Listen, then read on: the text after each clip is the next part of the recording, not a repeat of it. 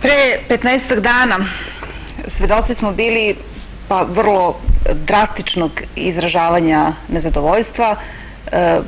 Posmatrali smo, dakle, posredstvom elektronskih medija u Kragujevcu, a slika je otišla i na nacionalne televizije, kada su obrazovani ljudi spaljivali svoje diplome i naučne radove, želeći da na taj način, kao, dakle, možda čak i poslednjom merom skrenu pažnju na sebe, na situaciju u kojoj se nalaze i u kojoj je zapravo firma u kojoj su zaposleni, i po nekoliko desetina godina, u godini jubileja, uslovno rečeno 111 godina, govorim sve vreme o Institutu za strna žita, i zaista je bilo vrlo neprijatno posmatrati to što se dešavalo.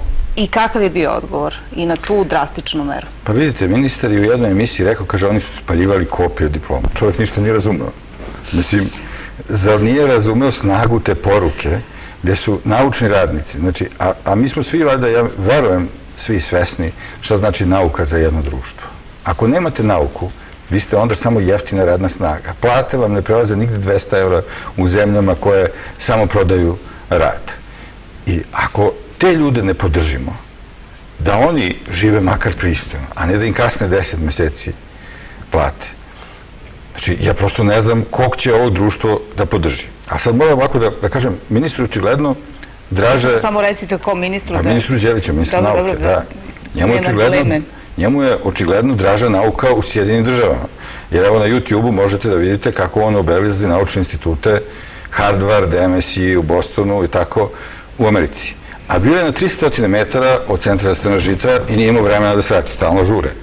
Znači, prosto neverovatno da država jedan institut koji sa najvećom tradicijom na Balkanu, znači, ostavi u takvom stanju, a ni krivi ni dužni.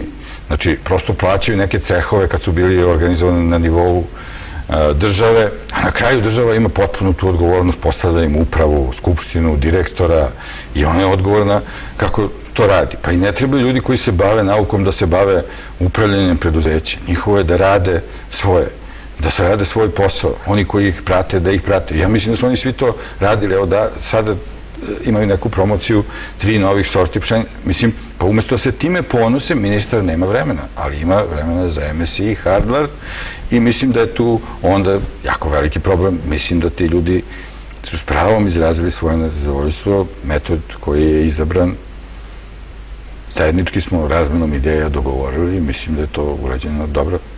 I šta posle toga?